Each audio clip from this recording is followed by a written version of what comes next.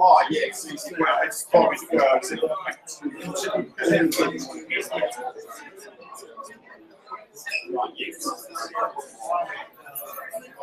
yeah, I know when you it's not easy to set up, and I don't find it.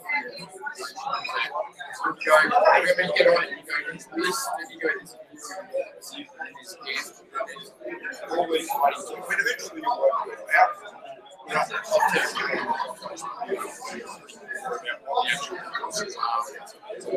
I need to download Ethereum.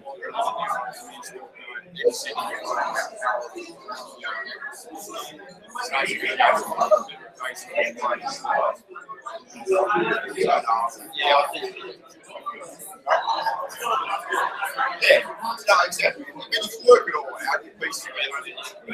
Yeah, I've kept it once, in my opinion. Yeah, it's a lot more difficult. And as I said, then if you really see, I mean, I don't understand. Maybe I'm missing something with it, but I don't understand why. I know obviously it's download, why they don't necessarily recommend at least part of the blockchain already stored a secure source in a shard hash.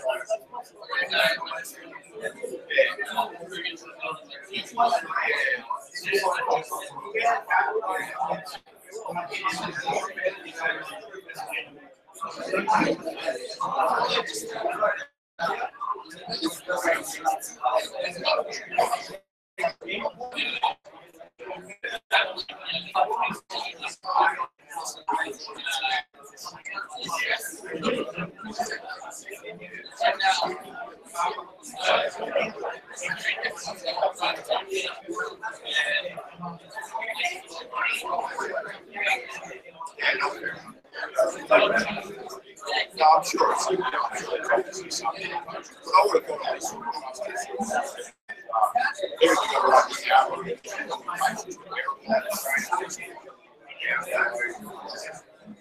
Blocks to some extent, and then I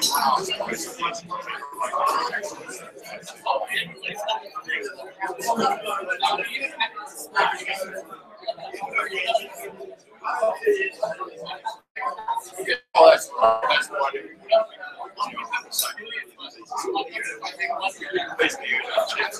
Yeah, exactly.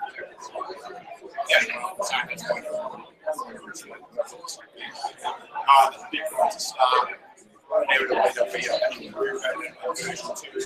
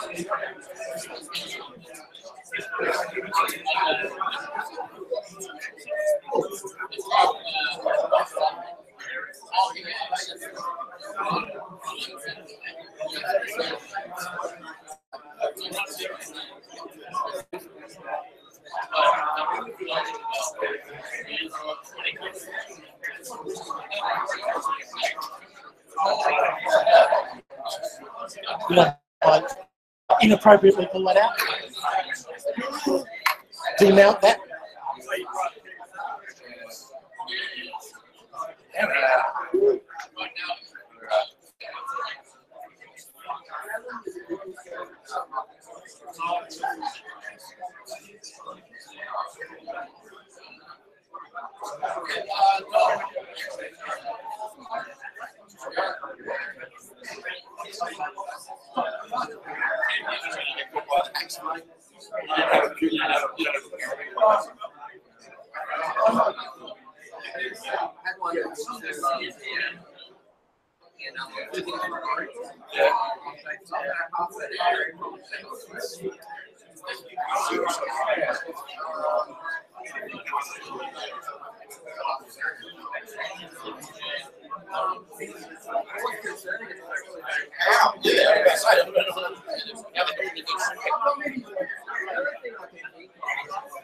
So we were just waiting for this one.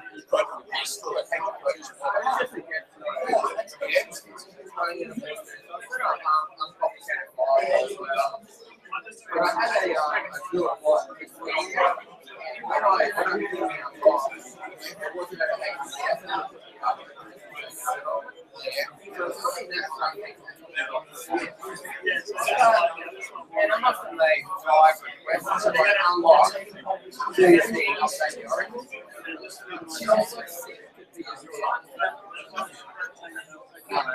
so someone's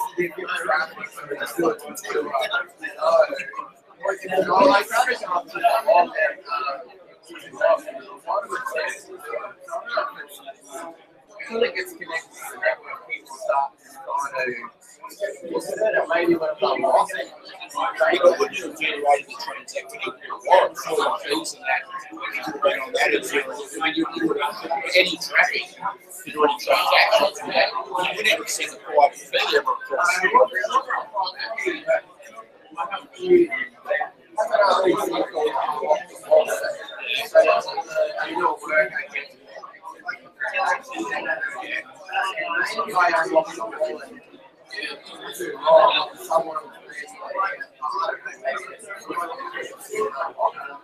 So maybe people are monitoring what get over there.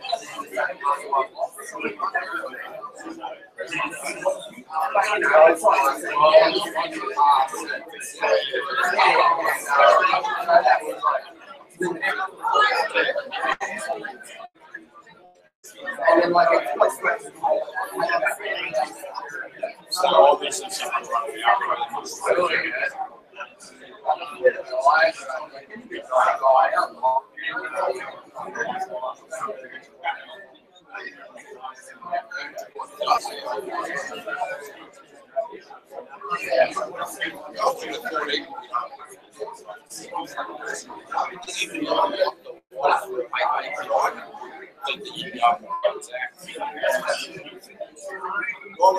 Unless you got to take it back, it's like trying to get back.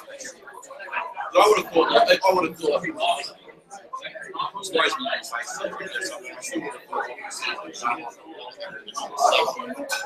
we unlock for a period of time. And I thought I got the ultimate pro. I thought I was going to do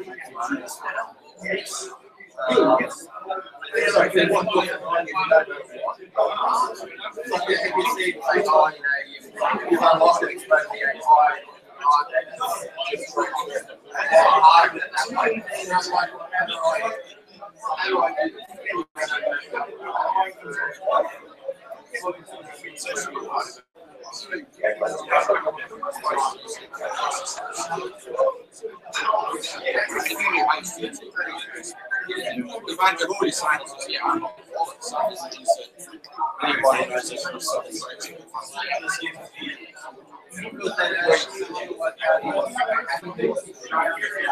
Yeah, you're always exposed to something. Exactly. You're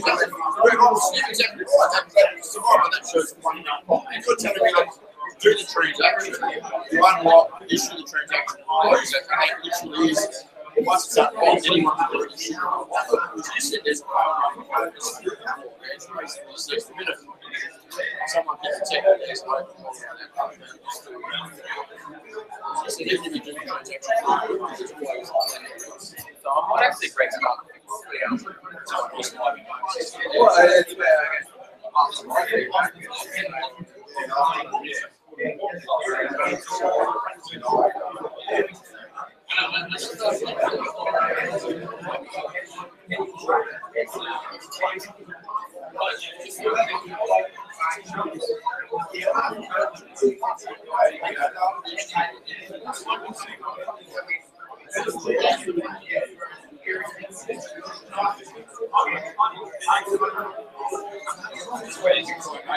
What's going on with this? What's this big?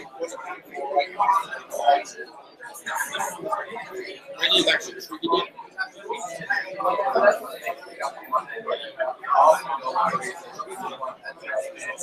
I reckon there's going to be Bitcoin, like this Bitcoin, everything is on there.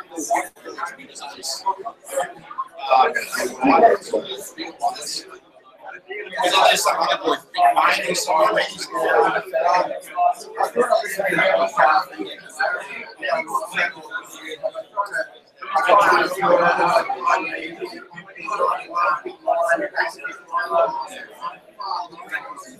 Now, we see big mining boys now starting to get more just going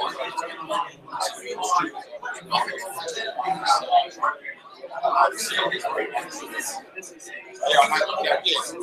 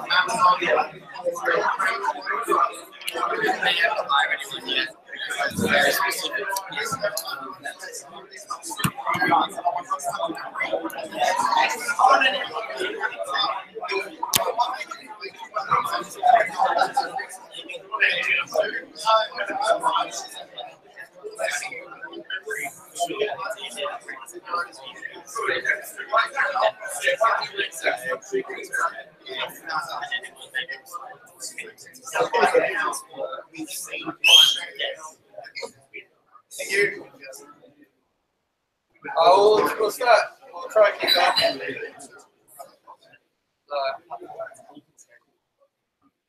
I don't know why I'm presenting this as Tom's Meetup, but oh no, well you put it up there, so I thought, well, you should run it. But I'm Tom, guys. I've been running the Ethereum Meetups for the last over 2 years now, and this is Lucas from Bitcoin Brisbane, and he really wanted to run university grads on blockchain, and he's going to introduce tomorrow. So thank you very much for coming, and we're also streaming this live on the internet. So I've just sent out the link, so if you want to send it to anybody, you can as well. oh yeah, well thanks everyone. This is a crazy turnout. I think this is the biggest turnout for the Ethereum Meetup, so seems to be growing. So like I said, I normally run the Bitcoin one, so I know why Tom threw me into this one. So I'll do a bit of a couple of minutes here, and then we'll throw to our guest speaker tonight. I'll give you the background. So first of all, thanks obviously to ThoughtWork to put on the venue via pizza. So for those who don't know, Uru over there, he's the resident, so he's been spruiking the technology, and this is his doing as well, so you can blame him. We've gone from good pizza down to Domino's now, obviously with the numbers. So blame this guy here. Ethereum's at what, $300, and he's still getting Domino's. So. I've been asking them to Yeah, well, mistakes were made. And we've got a photographer too tonight, so did you want to plug your business? You've come to be repped into this thing. So. Yeah, just volunteered, yeah. My name's Steve, and probably been strip photo, so yeah, I'm pretty fast to share my Facebook page. Yeah, if you want to see photos of the event, go check out the website and like me on Facebook or whatever. Cool. Thanks, Steve. Let's go. Let's just also make an announcement. This is Sam, by the way, guys. He offered to do videos for tonight, but I didn't bring video equipment, so there's a lot of problems. But yeah, Sam will potentially be doing videos next time. Yeah, so anyway, we're streaming from the back. So for those who first meet up, this is all volunteer stuff, so if it isn't professional, it's not. We don't get paid, so it's all volunteer. So anyone wants to step up and help out in any capacity, always welcome. In true non-professional, we threw the slide deck together at 5:30 this afternoon. So news, they're trying to do a bit of news in the community, so I've been pretty busy, so if anyone else has anything to throw in, please do. So I noticed there's a new Mist browser out too. Did that come out last night or not before? You worked for Consensus? I don't know to keep up with that. I'm dealing with law problems. So real law problems. Alright, there's a new Mist browser out. Let's check that out. I'll just share a personal experience. So last couple of weeks I've been up in Singapore doing some blockchain work up there. So I thought I'd share because it's, as we see here with the audience, it's now coming into mainstream. So I got invited up there to participate in this network of banks. There's basically 40 banks and Singapore Authority, Singapore Customs, the Monetary Authority, etc., trying to get a consortium together and digitize trade finance. So I flew up there, a bit naive on who's going to be the streamer. It's like, you know, some big players, big deal.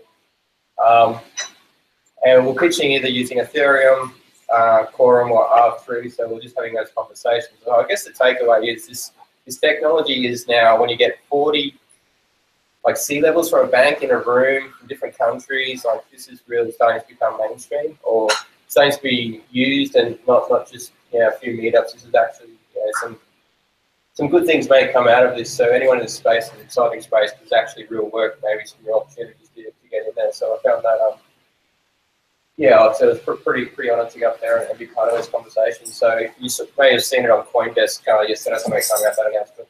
So I can talk about it. The other thing is the hacks. Does anyone, like, I haven't really been following all the parity hacks. Do you know much about? You want to? Yeah, there was an exploit in a parity smart contract that was used in a few ICOs, similar to a DAO style vulnerability, which was exploited. There's a lot of talk about some of the hackers being inside jobs, but some speculation at this point. There's another. I haven't been following too much in the news. I've just seen that coming up on the feed, but I'm not too familiar with it. The other thing I want to start doing is if anyone's got projects they want to use this forum to announce, feel free. So, Jimmy, you got your thing up at Boost, so do you want to? Yeah. So my name is Jimmy. I used to work on Nova there. We have a talk which we're arranging lovely Lucas, Tom Miller, of course, the Transit Market. We've got Arden Casanova, who's actually playing the rest of it, I think. And we've got a mystery person as well, who's actually put a code into 10% of all the Bitcoins ever mined. He helped write an engine to the miners many years ago. So that's happening in Noosa on the 10th of August. You can see into the details. If you can remember the address, opentalk.com.au/Bitcoin, and you can use discount code NUSA20, NUSA20. But yeah, opentalks.com.au/Bitcoin. That's on the technicals at NUSA. So we'll throw it up on the side. Has anyone else got any startup they want to share? Talk to you guys in a minute. Good speaking. So I think that's pretty much it on the news from my point. So I also like to try and announce the next meetup, so a bit of aware. So we have up the back here is Jeff, who is startup. Or you want to talk about your startup and what we're trying to do? My startup is called Brew to Venue. We're supporting breweries and their craft beers and great products and all things. So next weekend, we're starting Friday night, we're looking at the beer and content and to make the supply chain more efficient. And so there's many different angles we can take on that. And the industry themselves have asked for beer extra for excise duty to be their priority. There, so the more details on the outside website, Yeah, so like I said, so the idea is we're going to do a hackathon. So myself personally, when I like to write code, I like to have a goal or something to do. So we thought, well, Jeff's, he's a startup, he's got our own chairs, so he's probably needs a lot of help. So well, why don't we build his product? So the Friday night we'll come together and start talking about the tooling, download the chain, try and get everyone set up if you're not familiar with Solidity, what you need to do. Saturday, circle back, maybe split up into some teams, build some theme. We've got some sensors and stuff coming down. We've got Microsoft and Accenture sponsoring, so do some Azure credits and some food, etc. And beer. There's some flow sensors for the kegs apparently. We might test out the kegs. But anyway, so the idea is to maybe learn by doing. Come down, write some code. If you don't know coding, come along. There's probably some skill sets. Whatever, ask questions. It's all about learning. And if you can build something for Jeff to maybe take off and spread to people, then good stuff. So You'll get some beer tokens. yeah, some beer tokens. So we're making the license just open source MIT. So it's basically we're giving it away. So again, if you're not comfortable with that, you want your IP, it's not the event for you. Oracle meetups. I've been doing a bit of work on Oracle, so I thought I might share that experience as well. So for those that don't know, what an Oracle is in a blockchain is we all agree that this is a source of truth, but it's a gold price, a betting result, some kind of data. So we need to get data into a smart contract called an Oracle, which other contracts can query for data. So I'm going to run a night on how to build an Oracle.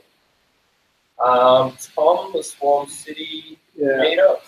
So on the, we haven't announced it yet, but the on the 16th, who's just put your hands up if you've heard of Swarm City before?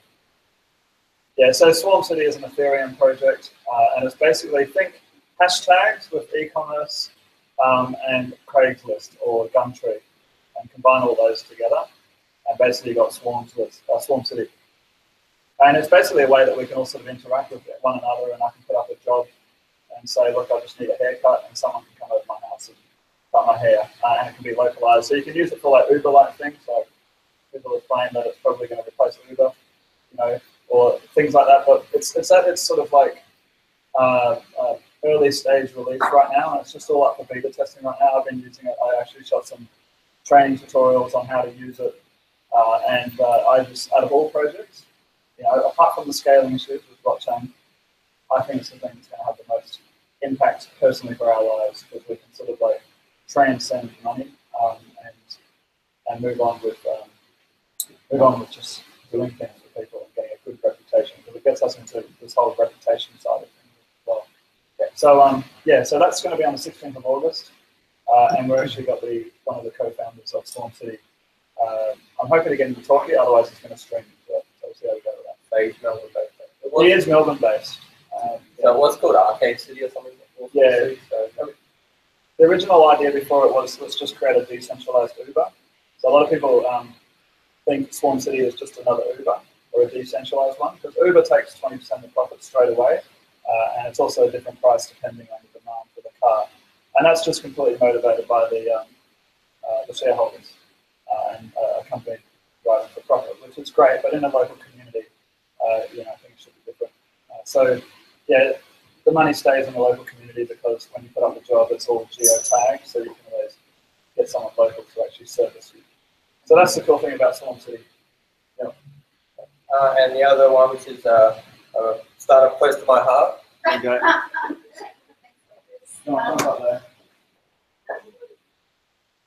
Thanks, Lucas. My name's Katrina, and I've just decided to actually start a different conversation with blockchain for living. So on the 1st of August, I'm actually holding our first blockchain meetup at Fishburners from 12:30 to 1:30. I'm hoping to run it about once every month. So it's all on meetup.com, so you can actually register. We've got 40 members so far, which is great. So I hope to see some of you there on Tuesday. Thanks. Okay, more meetups, more. Oh yeah, by the way, it's just a compliment that we're doing here. It's not to go to competition. Oh, I don't feel like that. We don't feel threatened. We welcome all. Yeah. I wish there was 1,000 blockchain meetups happening. Yeah, so anyone's got any suggestions, like I said, want to present, want to run new startups, whatever, this platform's here to collaborate, share, learn, educate, etc. So the premise of this meetup was, this article came out, when did it come out, David? I don't know, when it just, whatever, a few months ago. So we saw this come out, I thought it was a good use case for blockchain. So basically credentializing student records using a blockchain, which David will talk through.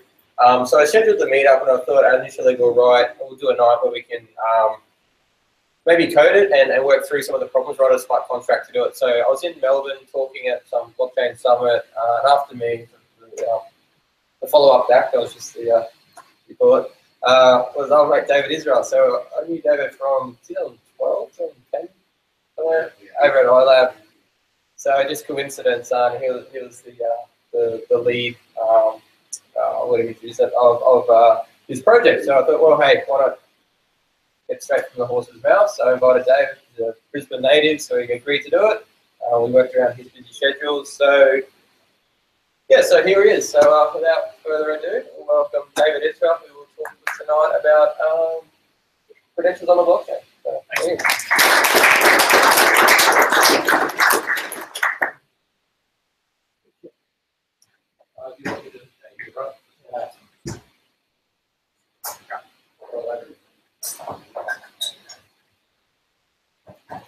Right, as a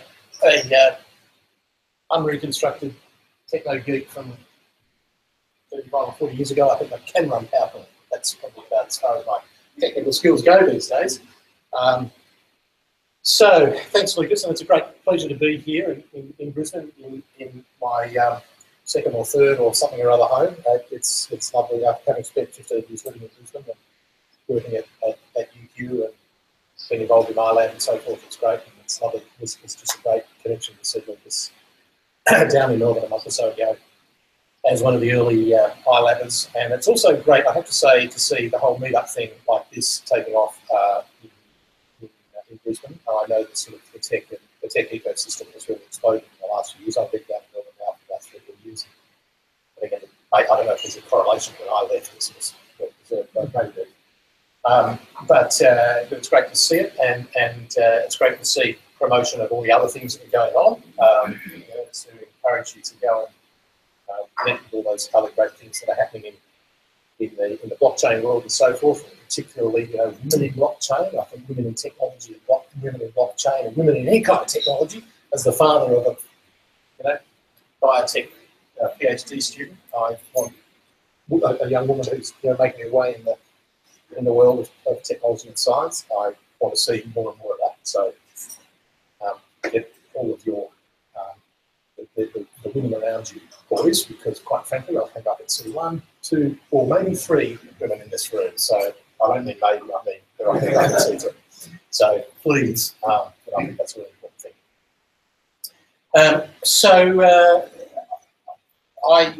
I've been sort of dabbling in technology and doing technology for many years, and I've got a fantastic job at the University of Melbourne these days where I get pretty free rein as Director of Educational Innovation, working centrally within a very large institution. It's a $2 billion business that has a lot of stuff to do in its day-to-day work, but we get to play with some cool stuff. We've also got the ability to sort of shift resources into directions that are new and exciting, and we can't do too much to disrupt the business of our mainstream activity, but we can do some pretty cool stuff. And my job really is to look sort of 3 to 5 years over the horizon and just keep looking 3 to 5 years over the horizon. Because I know it takes that long to bring stuff in before anybody really starts to talk about it, right? So that's what I do. And blockchain is something that came on our radar a couple of years ago. And I just want to sort of run through a little presentation here that I gave down in Melbourne a month or so ago. And I'm sorry, I'm going to skip through the first few slides pretty quickly because it's all about education stuff, but it does set some pretty important parameters. So you'll be pretty familiar with that kind of thing, right? I suspect a lot of people in this room have got one of those things on the left or something that looks more or less like that. That happens to be John Monash's Doctor of Engineering, graduate of the University of Melbourne for many years ago. But, you know, that's your thing you frame and stick on the wall and feel very proud of and all the rest of it. And on the right-hand side is your pretty bog standard transcript, which says you did all these subjects or courses or whatever and got those marks and blah, blah, blah. And that's basically, I mean, this is 100 years old, nearly. And the thing on the right is probably sometime in the last decade or two. But that's basically what universities do in terms of the way in which they represent to the community what students have achieved. They produce a piece of paper with a wax stamp, or a wax stamp these days, called a testament, which you get to put in a frame, and a transcript. And employers and other people are supposed to divine some kind of magic out of this thing on the right, whatever. So, you know, the question that often occurs to people who work in my institution, an august, you know, the sandstone institution that's been around for 160 years, is why change? It's good enough. Why bother changing? Ooh, 70s classic. Why bother changing it? Well, there's some really important contextual changes going on in higher education. There's the massification of higher education, terrible word, but it's what people say these days, increased participation. There's much less funding, and there's currently a big debate going on federally about how there's going to be even less funding in higher education over the next period, possibly. Students are being expected to pay more, a bigger contribution, and they're wanting more tangible outcomes. They're wanting things to be more vocationally oriented and more connected to their economic future. It's a bit sad because I think actually we do education, and education is not actually necessarily about an economic future. It's about turning things on in people's minds so that they're better humans. But anyway, that's a deep philosophical question we can have over a beer later. And of course, we're in a global and competitive world, so there's a lot that we have to do to confront that. And of course, the technology landscape is changing. I don't need to tell this for a minute about that. We have another problem, and this is a really big problem. Degree and credential fraud is a real thing, and I was at a conference earlier this year where some representative about this topic generally, but specifically a representative from a UK office that's been set up to look at this problem of credential fraud was telling some fairly horrendous stories about the value of and the number of institutions which are established with fake names, which just get straight through to the people just accept it. There's a really good example. I think it was the University of Northampton. Yep, University of Northampton. Now there is a University of Northampton in the UK. It doesn't. I might have got this wrong. It doesn't have a P in it, or it does have a P in it. But anyway, people were going out there with their engineering degree, testament, this thing, from the University of Northampton, with or without the P, right? In other words, all they did was change the name, and people would just say, oh, it must be an engineer. And we hear about this all the time. There was a little case here in Queensland a few years ago, but a medical practitioner who perhaps didn't have the credentials that he suggested he had, and all sorts of other things. And there are fake universities being shut down all around the world all the time. In fact, there's, as I say, a whole office in the UK whose job it is to sort of police this side of things. So universities, as the arbiters of professional qualification, are being undermined by this whole fraud problem, essentially.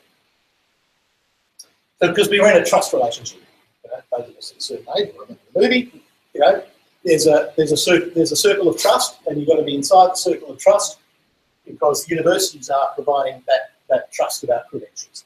In fact, there's a trust relationship in a sort of triangle between universities, employers, and graduates. Employers trust universities about the credentials. Employers trust graduates about the claims that they're making about their credentials. Graduates trust universities with their data and information. And universities trust graduates to represent themselves appropriately in the outside world with those credentials. So there's a really important sort of ecosystem that operates between I'm originally a humanities graduate, we call this a social contract. Universities have a social license in society to do certain things that are based on trust. And I'm afraid people are carrying the trust away. They're taking it away because of the sorts of things we're seeing with fake degrees, and another issue that I'm dealing with is contract cheating. So assessments which have been produced, which have been submitted, which are not produced by the student. So there's a serious trust issue that is going on in our sector, and we need to rebuild that trust. We have to rebuild trust with our community of employers, of students, and society more generally. There's more. I saw him the other day. It was actually, again, I'm off a certain age, but I don't remember this guy from his first time around, but I see him back on TV. The rise of alternative credentials. Anybody know what an alternative credential is? An alternative fact. Nothing to do with an alternative fact. Or an alternative truth. Like Udemy, like what other So something other than a traditional credential like a bachelor's degree or like a degree. Like someone say micro credential? Yeah. Right on the back. There's in badges and all that. Badges and all that kind of stuff. A degree with smart contracts. No, smart contract is the degree. So some will see, there's a few examples of tear sheets that are coming through here. So, I mean, a good example of micro-credentials is the stuff we're seeing with certification of MOOCs. There's a program that's come out of supply chain management at MIT. It's actually a MOOC-based master's degree in supply chain management. The initial pieces of that are micro-credentials. They build up, they stack up, and so forth into a full degree. So there's a kind of disruption going on within the traditional model of university education of do A before B before C, get the transcript, get the testament, thanks for coming, 3 years, etc. And there's this whole micro-credential, alternative credential thing going on. So some terminology. Micro-credentialing is a generic term that is about smaller units of learning that essentially stack together. And you'll hear it as nano degrees, micro masters, certificates, MOOC certificates, badges, etc. And they're all part of the digital ecosystem which is emerging. And they can be used for a number of ways, evidencing specific attributes and skills. They are typically and should be stackable, and perhaps a recognition of prior learning to broaden the access and filter into more traditional university programs. And they are also being used as a formal warrant of continuing professional development or continuing professional education. So the old classics are sort of not working for us. Well, they are, but we need to kind of update them. There's a problem with them. They're not quite fit for purpose these days. Because this practice is really about knowledge and understanding, professional expertise, generic skills, and in some cases some very specific skills. But it's at a macro kind of level. So one of the other problems that's happening in the world is this issue of the value of the degree. And a number of you may have heard places like Google now recruit 15% of their people without degrees. A number of the big four are now articulating that they're less interested in people who are qualified with traditional university degrees, and they're doing other things to recruit people. So the relevance of the traditional degree is also being challenged. So we're facing a trust bust. There's a trust bust on a number of levels, and if universities are going to be able to be relevant under their social contract, they need to adjust to it. They need to think about the graduate skills and attributes of the future, the foundational literacies. You want your accountant to be able to count. That would be pretty good, right? You'd want your scientists to be able to know some stuff about science, and your technologists to be able to program and so forth. But there's competencies around communication and collaboration, And there are qualities, character qualities that we would want to be able to in some way assess and warrant to the community. This is a World Economic Forum piece from a couple of years ago, which is really saying this 21st century skills is an amalgam of all of those things. And what they all add up to, in a sense, is potentially micro-credentials for employability. Somebody said badges earlier. There we go. That's happening. Greek and Prince's down in Victoria is pretty big into their badges. We need to be a little careful about badges. University education is sort of about going to your local scout troop.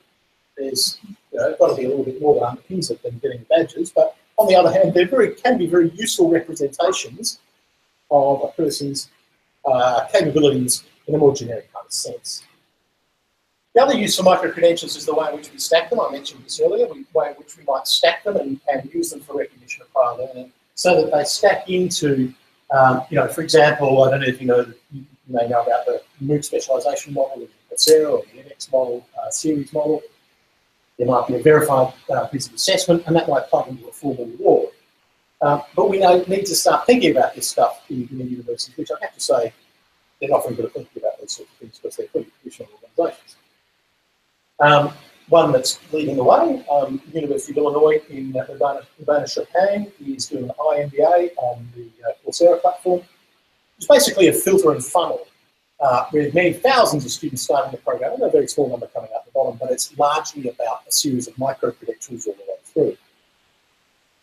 It's a micro-credentials, funnel and filter. It's more similar to as I've given this presentation before. There are micro-credentials also for warranting of professional continuing education, as I mentioned, and one good example is the Udacity platform. And you can do things with these micro-credentials, like post them to your LinkedIn profile or indeed share them in other ways. So there's a kind of new form of recognition. So the forces at play here are a trust and warranty issue, an alternative credentials dimension, and for those of you, with a small physics background, would know that would result in the arrow going in a slightly different direction, the new credential paradigm. Things are going places fast for a university anyway. And so what we end up with is an ecosystem of the traditional qualifications. University of Melbourne and a number of universities around Australia and New Zealand have recently signed up to the MyEquals framework, which is actually a single provider of a repository of qualification verification. And we, of course, have forms of the traditional transcript. We also have the Australian Higher Education Graduation Statement, which is a more flexible form of statement of achievement. But also, we're playing in this space here.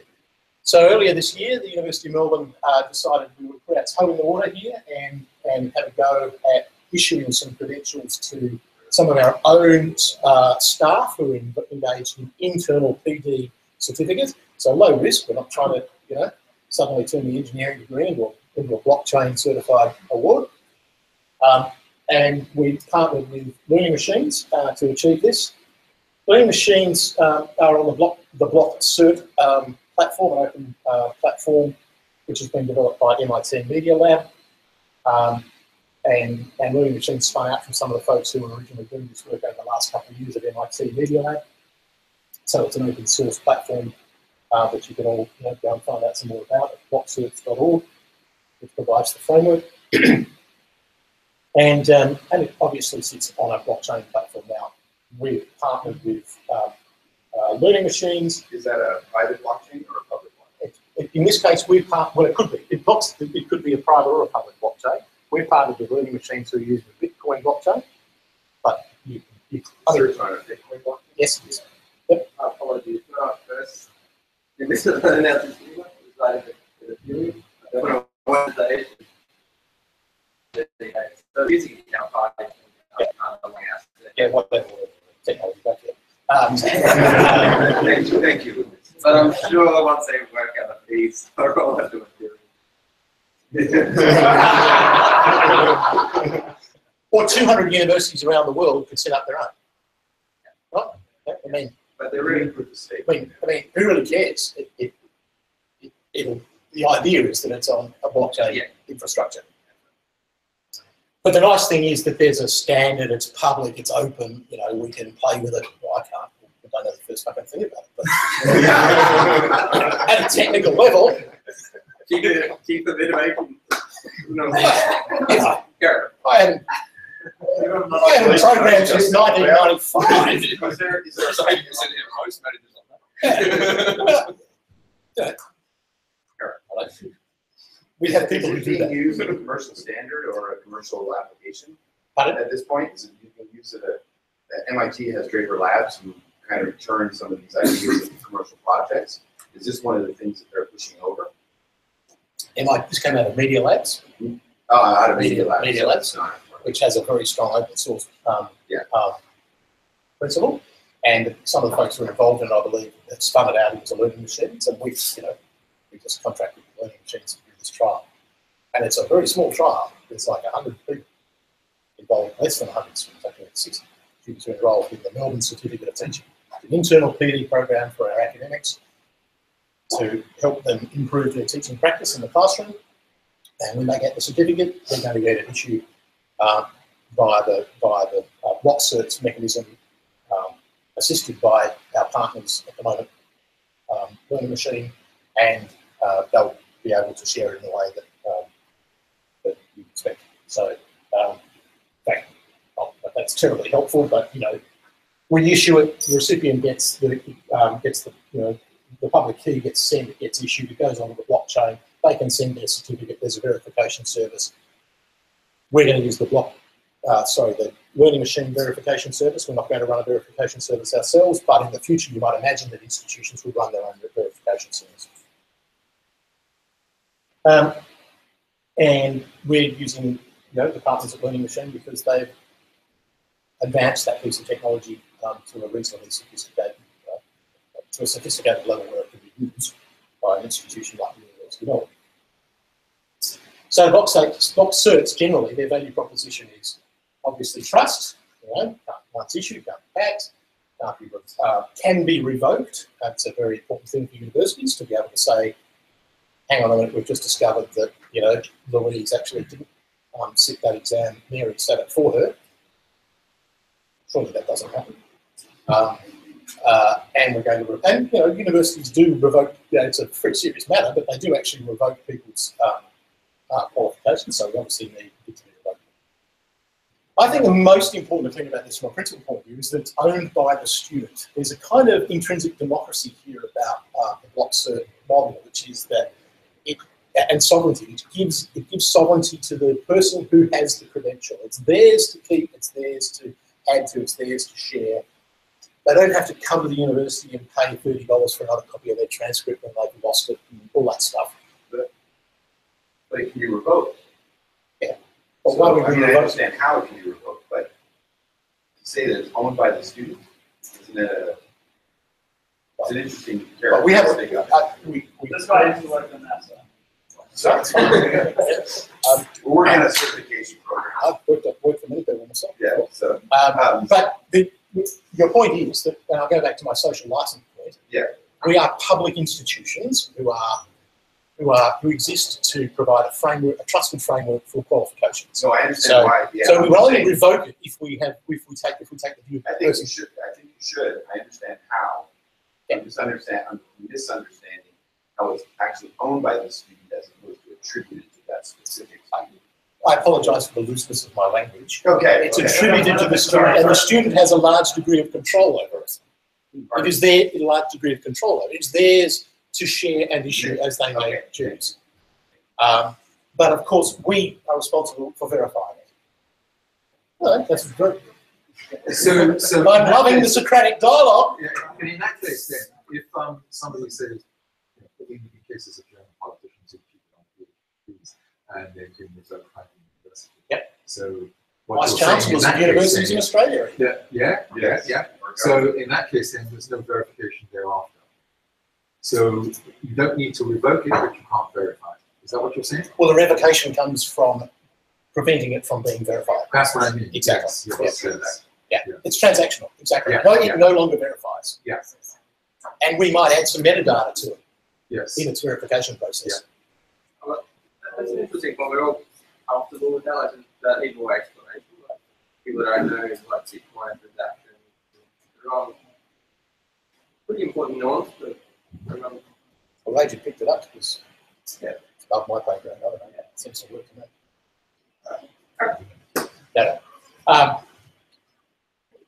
There's also great flexibility. Sorry. Are you looking at, it's like, do you want to charge for a fee for Charging a fee for a transcript? For a transcript? Yep. Are you looking at the validation fee? So you've tokenized micro-credential. I haven't even thought about it, but I have to say that if you imagine that universities make any money worth making out of selling transcripts to past students, you need to think again. That is one of the biggest irritations of student administrative services is to be able to reissue. They charge it to recover some costs. It's a pain in the ass for students and it's a pain in the ass for universities, quite frankly. So, my personal position on this would be to make it to take cost out of it, take any friction out of it at all. Flexibility is really important as well. As a sort of lifelong, a backbone for a lifelong record. I mean, we see this as, again, we're putting our toe in the water on something that's pretty new here. So we can see this as a potential lifelong repository that's secure and verifiable and so forth.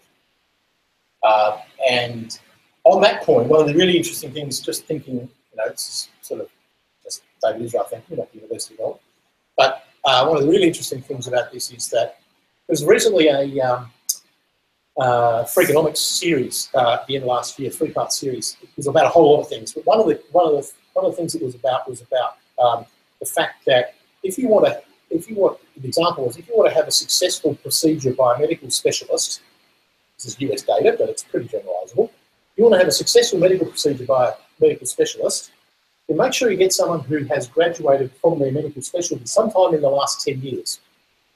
Because the mortality and morbidity rate of procedures for every profession except surgery goes up significantly after 10 years of professional qualification in their specialty, because they've been trained in their specialty at that point and it lasts for about 10 years.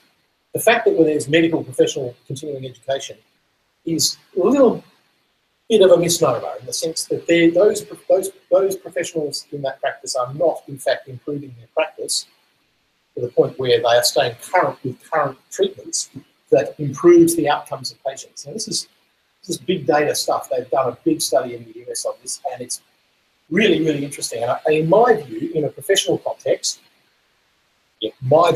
there is the idea that a degree for professional qualification might have a half-life, and that it might expire if it's not in some way legitimately retained with professional learning that is credited and warranted by a credible learning outcome tested process.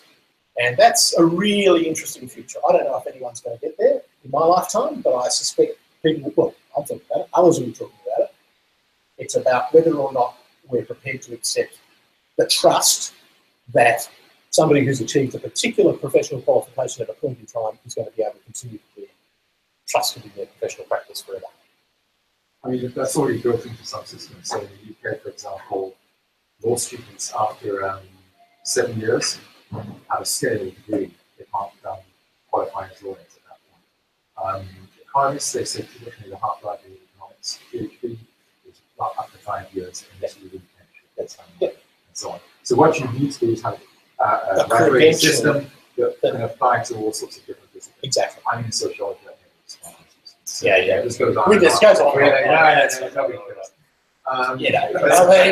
In medicine, it doesn't have any reciprocal training mandates. Those are for the physician themselves to self-evaluate. Well, so the colleges, the college model, the college model here in Australia would argue that But in Australia, 5 years. If you get trained or you're signed off to do a tracheotomy in Australia, there's no follow-up.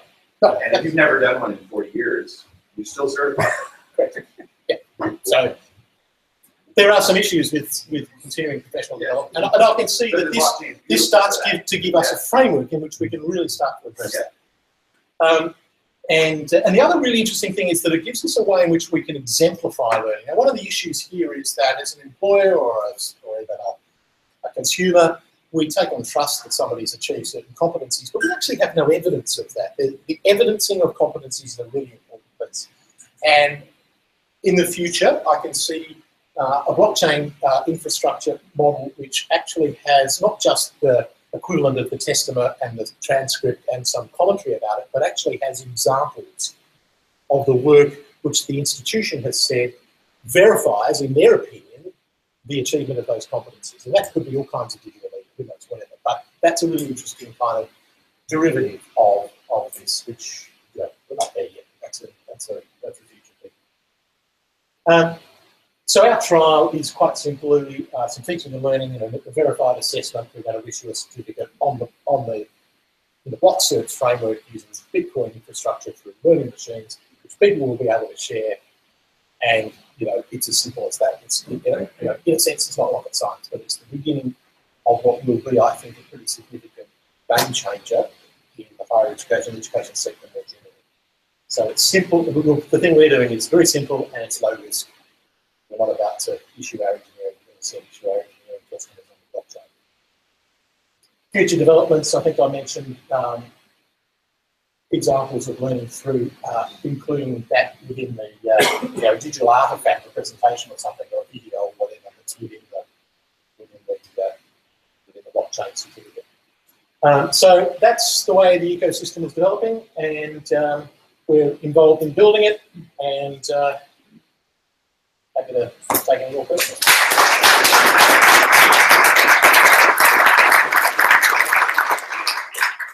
So University of Melbourne's thinking pretty far ahead compared to schools that I've been visiting. Recently sitting in, trying to talk to Aero department guys about, you know, how their certifications work. The push right now because of the industry moving towards a lot of space race stuff for commercial. There's not enough certified engineers coming out of schools. Their experience level is zero. And they really don't understand the environment. The guys that are certifiable don't understand enough about this technology to put it in place. Are you looking to look at multiple verticals? I mean, you've got your one base here around education, just getting basic education. All we're doing is trialing a framework to see what we learn from it.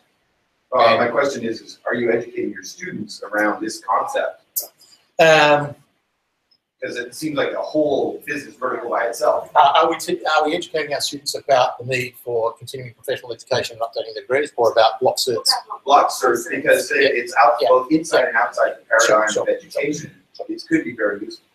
Not yet, unless you happen to be doing you know, the Master of IT and do the subject in blockchain, because I gave a presentation like this to the students in that cryptography subject, of which blockchain is a small piece of which block search is a tiny little, you know, bit, and that's, you know, weeks ago or something like that.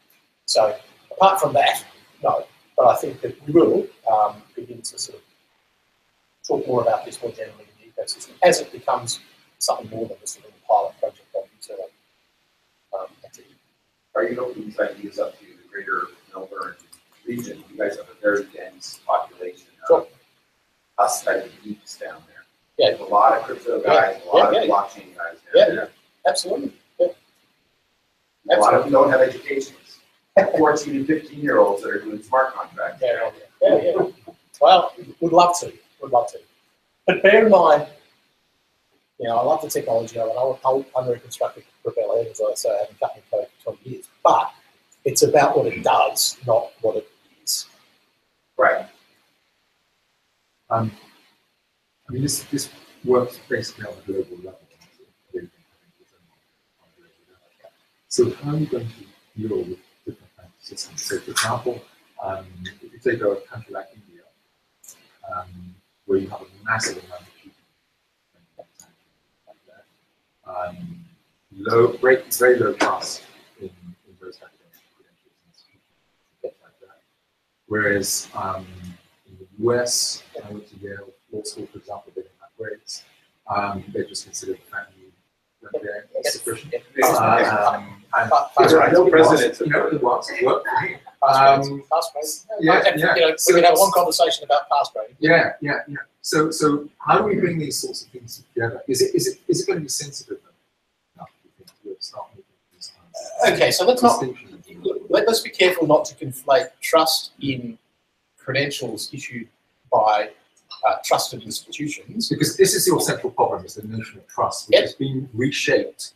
I mean, the idea of employers, universities, and students in a trust relationship, it's not really about trust. It's about whether employers can trust a set of credentials which they think are going to validate people to do various kinds of work. It's nothing about integration. It's nothing about the experience of learning or anything like that at all. So that whole notion of trust. So the whole notion of trust in some ways is quite superficial in that respect. So we need to recreate that. So given that, then on a global scale, which is the way we have to operate.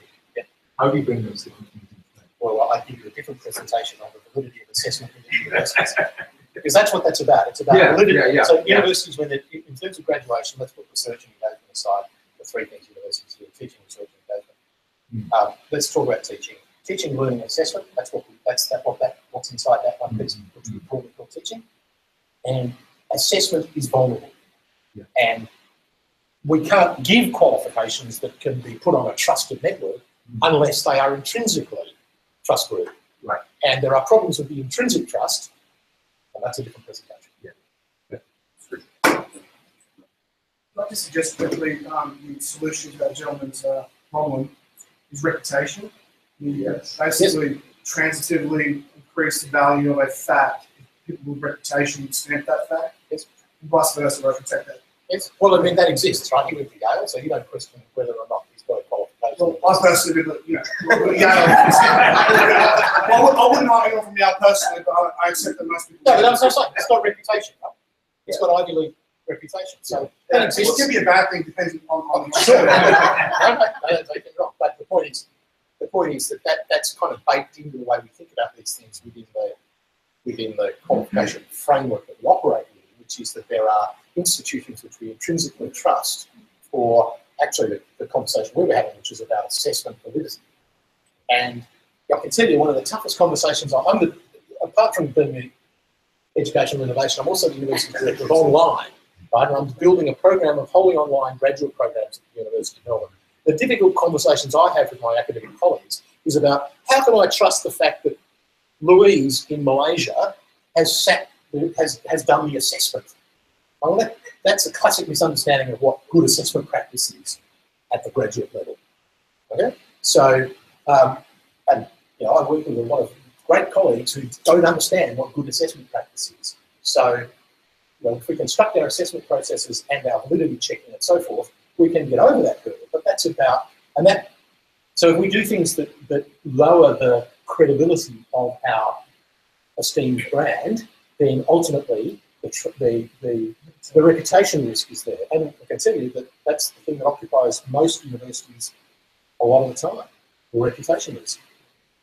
So this would be a great little, so you're talking about reputation and reputation tree. You're talking about your reputation time, right? So all the different characteristics of interaction with reputation.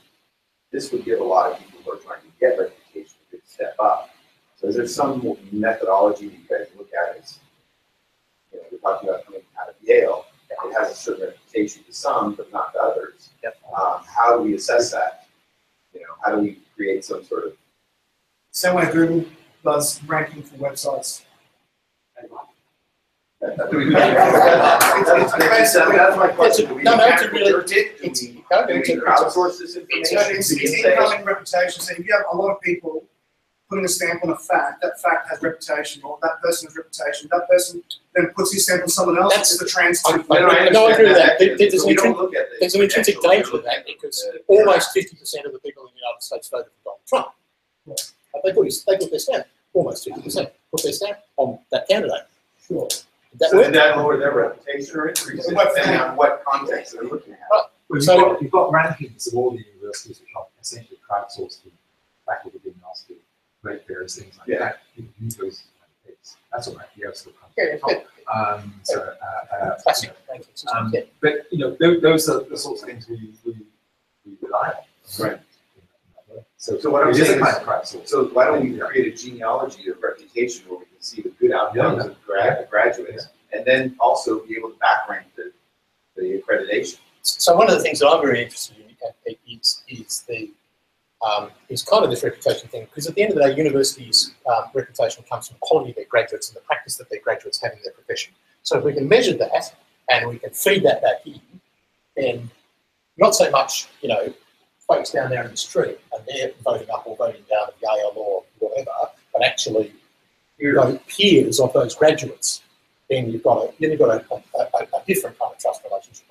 And I think that's overstepping the mark. You know? Yeah, right. The quality of the students is important, but actually the quality of the research. Yeah, because that's what's going to make the reputation work. Oh, but and to some extent, it's a virtuous cycle. It's a closed virtuous cycle. But students don't come first. No. I'm my way in here. We have a few voices. Anyone else? Any questions? That's all right. Plenty of time to have beers and stuff. We'll give some other people a chance. As far as reputation goes, do you think that universities have lost their reputation because of neoliberal policies since the 80s, where all people are excluded from universities, and standards are dropping, so hang on. our kids are 2 years behind Singapore in science, and now just on the ABC a week ago, we're going to be told that less Aussie kids are getting into universities because universities are accepting fee payments from overseas. I mean, you know, we were proud of our universities, they did a lot of research, and now it's all just gobble economics. Okay, so there's quite a few things laid inside that. Firstly, you said that one of the things you said was participation of low SES students has declined. Wrong. Alternative fact. It's actually increased. Right? Embedded within that is the notion that perhaps a smaller proportion of the population is now going to be, or a different proportion perhaps. In fact, it's the highest proportion we've had in history. It's 30, I think it's 39.5%. The objective has been 40% for having university qualifications. Now, the quality of the university qualification that they get has become economically liberalised in the sense that there now needs to be judgments made about, like a bachelor's degree might mean different things from different places. Now, whether that's a good thing or a bad thing, I'll leave others to judge.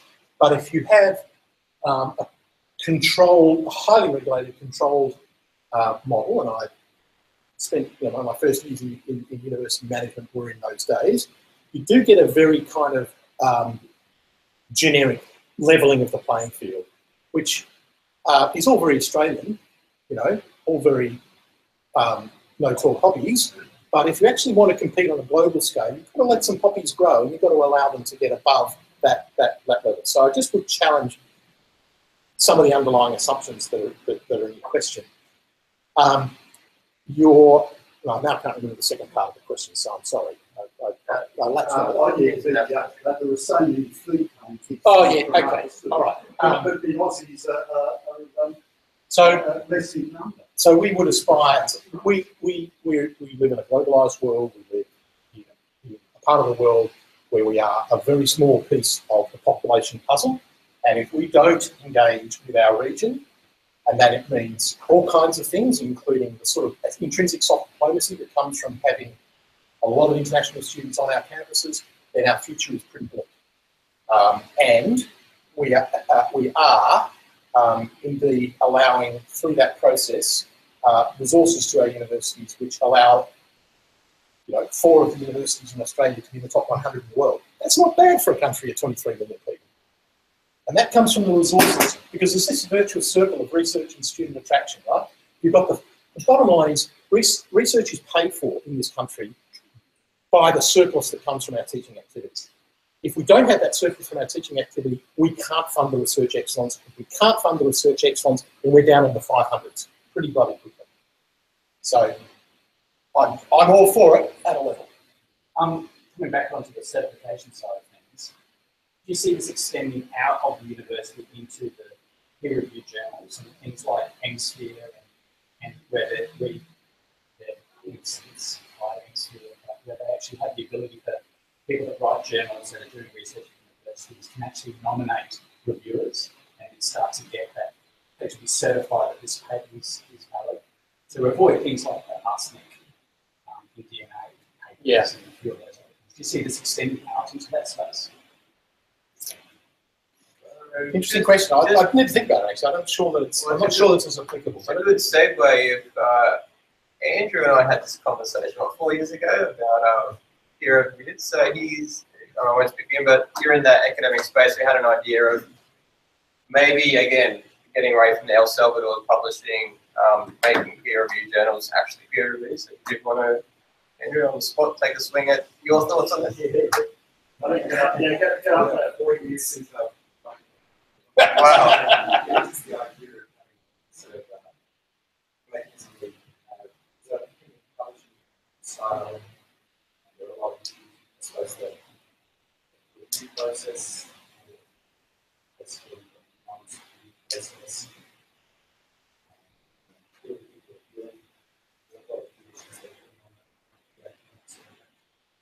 To address the comments by the reviewers.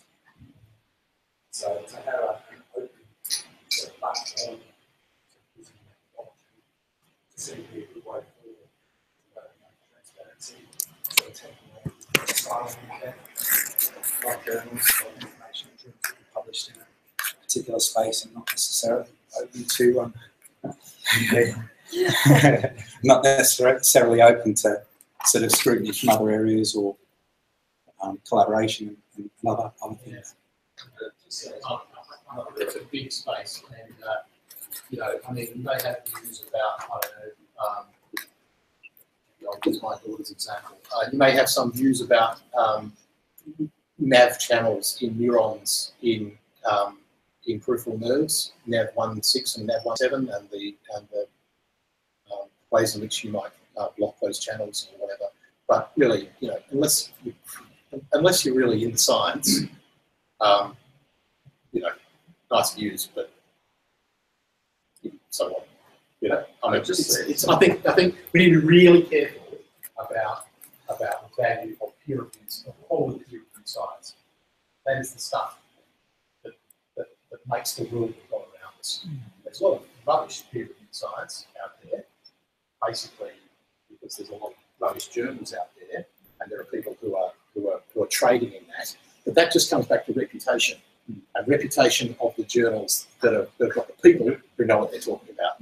I think that feeds then into the university's reputation. Ultimately, it's back to the individuals that did the reviews and that are publishing the papers, and it comes back to those institutions. Exactly. Gentlemen up the back here. I have a question. I think Aaron had a point on that. Yeah, well, now while we're on the subject of like peer review on a blockchain, there's actually a project that me and a friend in New Zealand and another guy in Perth have been working on for all of 2017, so last year, and it's on actually basically doing peer review on a blockchain, like downloadable app. You have a queue of papers and look through it if it meets the criteria. And so if you're interested in the subject, come talk to me afterwards. And we're looking for like feedback and like things like you were saying about peer review. There's lots of people thinking about it.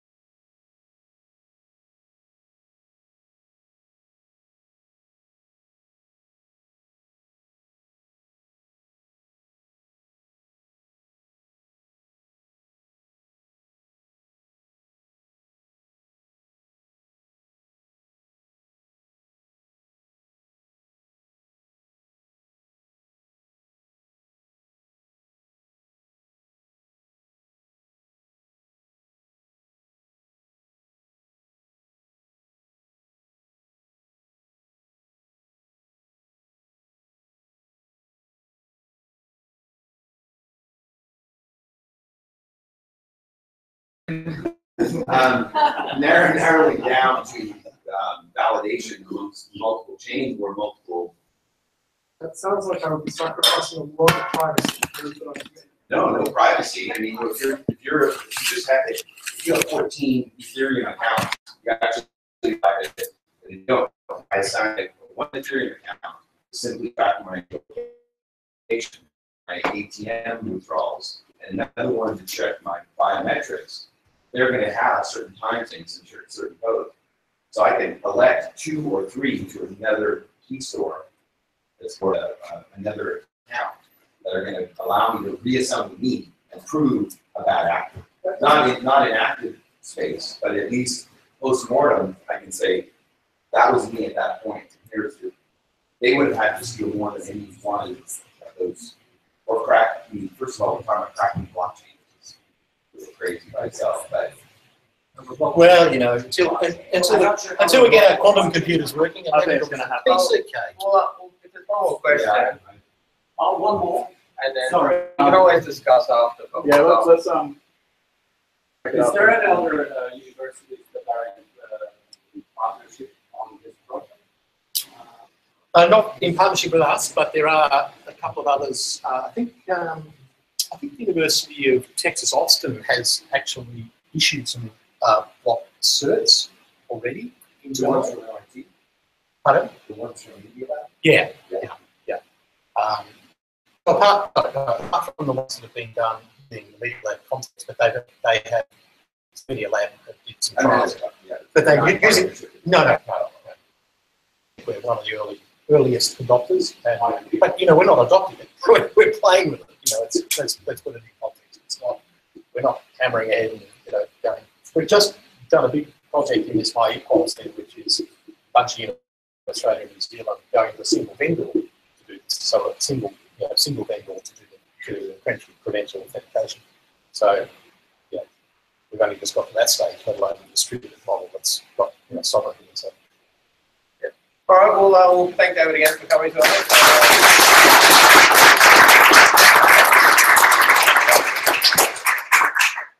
I guess good questions. We'll probably call it a night, but definitely hang around. We'll have some better conversations after. Like I said, we want to. I can't speak for Tom, but my hope is people throw feedback, etc. If you want to learn something in the night, put them on the group. If you want to present, etc. Let's collaborate. There's going to be good discussions going forward on all topics. If you didn't find it interesting, etc. Throw some feedback. But it's always good to get guest speakers on. So Tom all night, but yeah, by all means, we welcome the feedback. We want to collaborate, we want to grow. Like I said, this is a testament to not doing something right. There's a few people here on a Friday night, hey? So learning about blockchain on a Friday night doesn't get much better. That's it. We like the honest feedback. That's all right. So anyway, thanks for coming. Stick around. We'll read ThoughtWorks is free until Uri says otherwise. Still a few beers. Normally go to a pub afterwards, so we'll work out between us. But thanks for everyone coming. And yeah,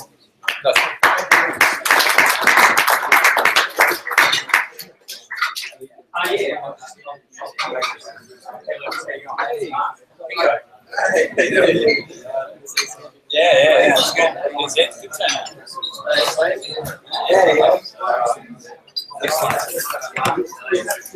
Yeah, and this is